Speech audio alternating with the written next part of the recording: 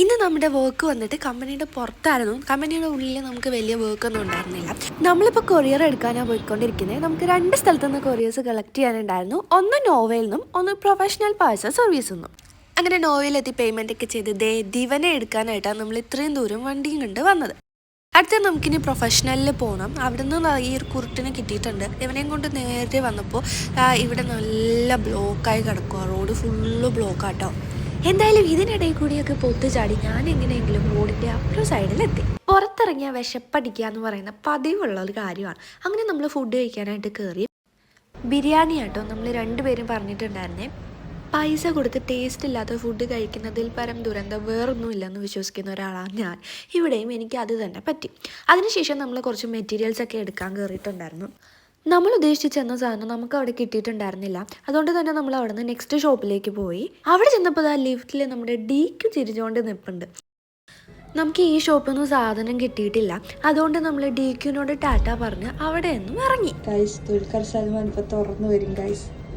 Dulquer Salman തുറക്കുന്നില്ലല്ലേ. Material എടുക്കാൻ വന്നിട്ട് material കിട്ടാത്തതിൻ്റെ വിഷമം തീർക്കാനായിട്ട് ഞങ്ങൾ കുറച്ച് ത്രെഡ് മേടിച്ചു. അങ്ങനെ ത്രെഡും മേടിച്ച് നേരെ ബാങ്കിലേക്ക്. ത്രെഡ് ബാങ്കിൽ കൊടുക്കാനാണോ എന്നൊരു ഡൗട്ട് നിങ്ങൾക്കുണ്ടായിരിക്കും. എന്നാൽ അതല്ല സംഭവം.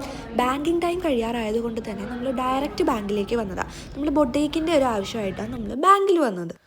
അങ്ങനെ ത്രെഡൊക്കെ കമ്പനിയിൽ കൊണ്ട് കൊടുത്തതിന് ശേഷം നമ്മൾ സെക്കൻഡ് ട്രിപ്പ് പോവുക.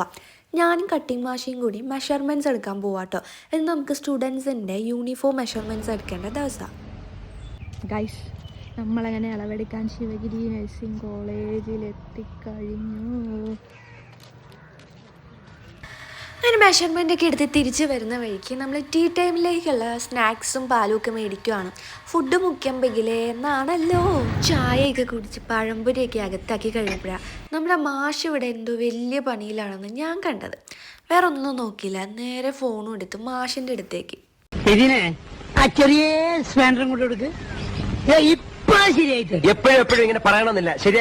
അവസാനം ശരിയാക്കി മാഷും വീട്ടിൽ പോയി. ഞാനും വീട്ടിൽ പോകാനായിട്ട് ഇറങ്ങി. ഞാൻ മാത്രം ഇരുന്നിട്ട് എന്തിനാ. തിരിച്ചു പോകാൻ ഇറങ്ങിയപ്പോൾ നല്ല മഴയുണ്ടായിരുന്നു. എൻ്റെ കയ്യിലാണെങ്കിലും റെയിൻ കോട്ടും ഇല്ല. അപ്പോൾ ഇന്നത്തേക്ക് ഇത്രയേ ഉള്ളൂ. ബൈ.